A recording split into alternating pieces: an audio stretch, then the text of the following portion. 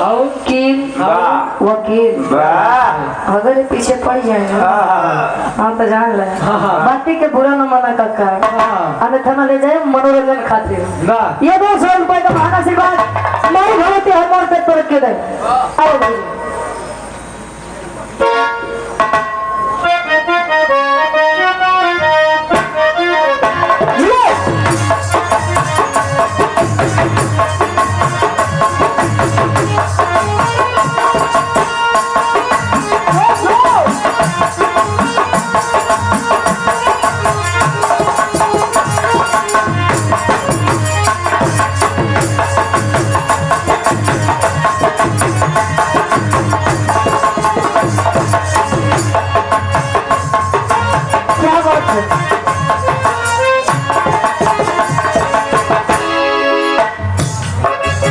कहा जाता है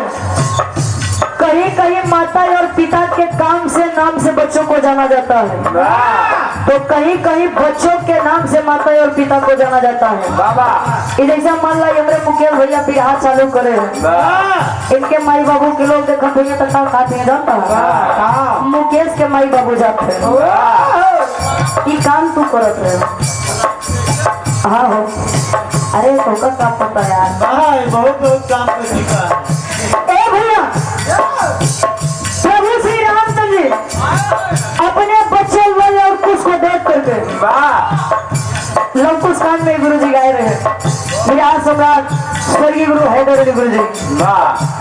गाए अपने लड़कन के देख के कैसे माता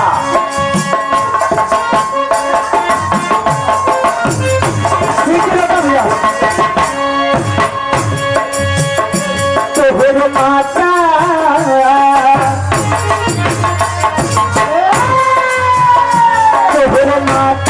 पिता के धन्यवाद माता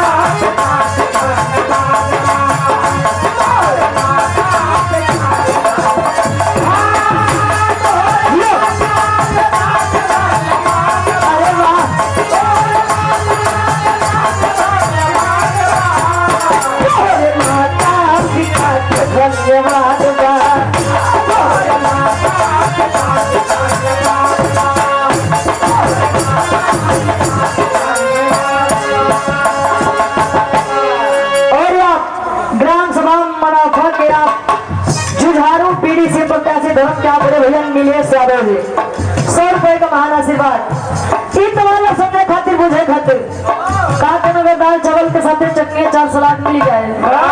तो 2-4 कवर भी मन के खिया जाते वैसे अगर भक्ति भाव भजन करे से पहले धूप तक सुनाई के मिल जाए मन और बढ़िया लागत विद्या मंच के माध्यम से अपने बीड़ा वादनी सरस्वती माई से अरदास करे फरियाद करे नहीं रुचि माई तू चाहत तो गवाबा ना चाहत तो ना गवाबा तू चाहत तो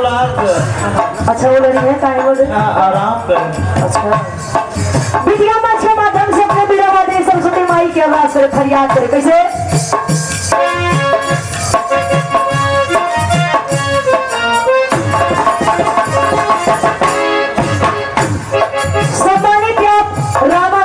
गाजिया जी के द्वारा 100 रुपए का महान आशीर्वाद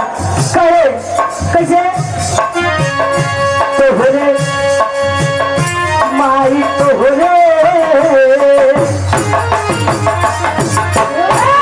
माई दिया के तो हो रे बा सहारा दिया के तो हो रे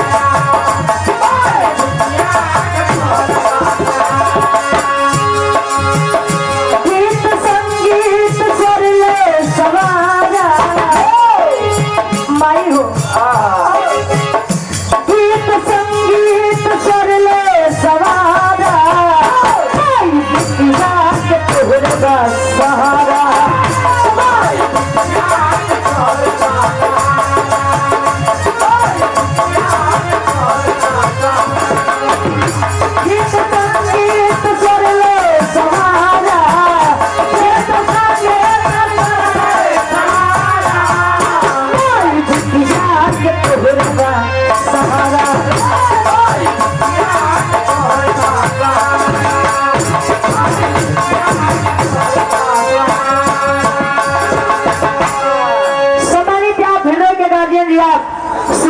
एवं मास्टर साहब ये गुरु जी के द्वारा 100 रुपए का महान आशीर्वाद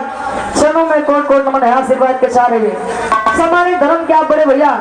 मोहन सोनका जी बीडीसी भावी प्रत्याशी बना था जय समाजवाद 200 रुपए का महान आशीर्वाद अंतरा के पहला ताल में बिटिया अरदास करे माई से कैसे अंत में उठा लमाई दिलवा के आशीर्वाद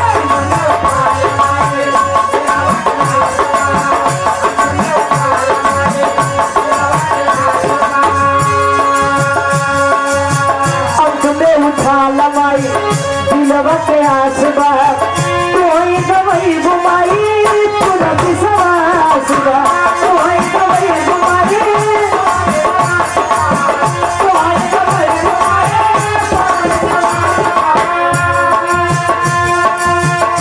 करे सबके शहर गगन जैसे तारा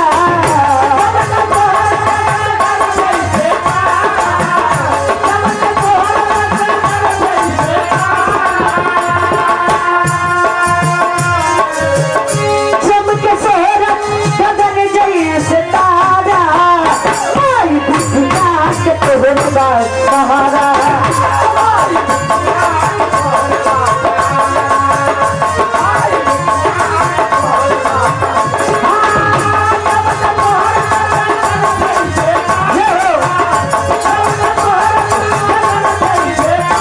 भाई बिटिया के तोहरा सहारा भाई बिटिया के तोहरा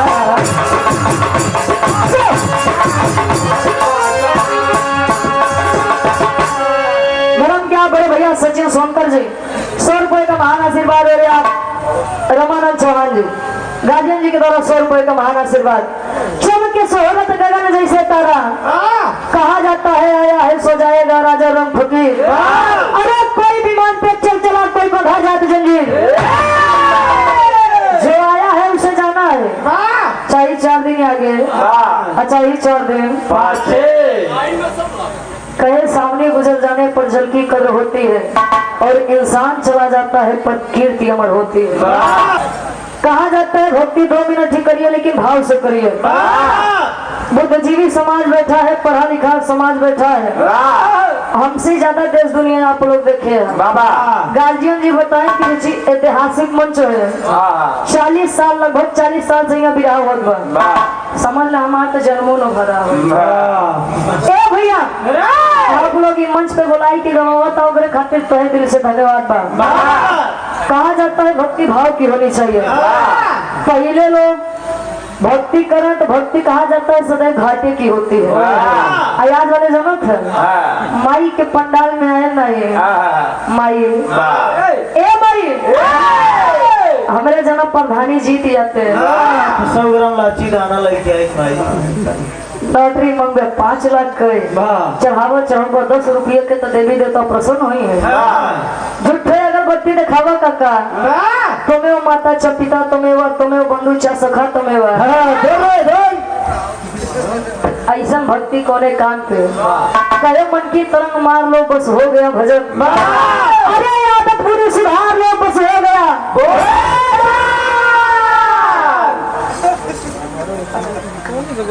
पैसा अरे यार भजन और भोजन में तो का लोग कई अंतर नहीं दिखा कितना हो एक बीता नापत था अच्छा भजन में कोई मात्रा नहीं होती है जितना करेंगे उतना कम है लेकिन भोजन में जाना था मात्रा होती है जितना करबो उतना ही दम बा अच्छा पता ला छमकत हर 2 रोटी के बाद बढ़िया पनीर के सब्जी पाई गया 2 रोटी बजाय 4 रोटी खाई लिया डॉक्टर साहब उल्टा लटकाए दे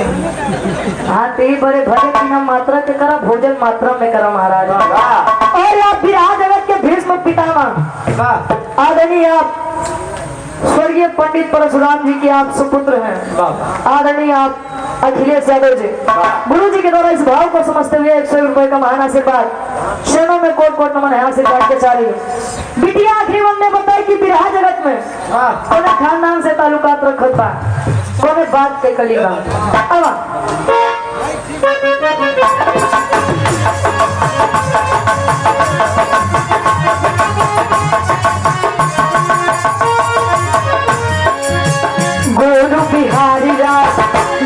बरसाए गुरु बिहारी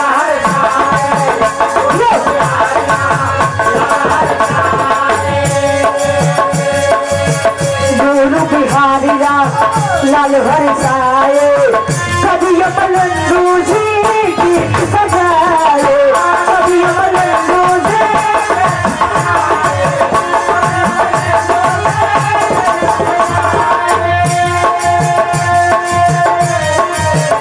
काले रुचि याद तेरे का सहारा आओ ये भगत आओ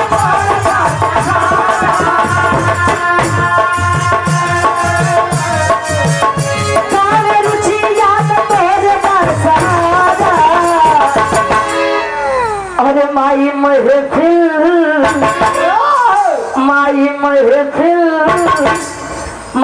महफिल में बिटिया के उजाला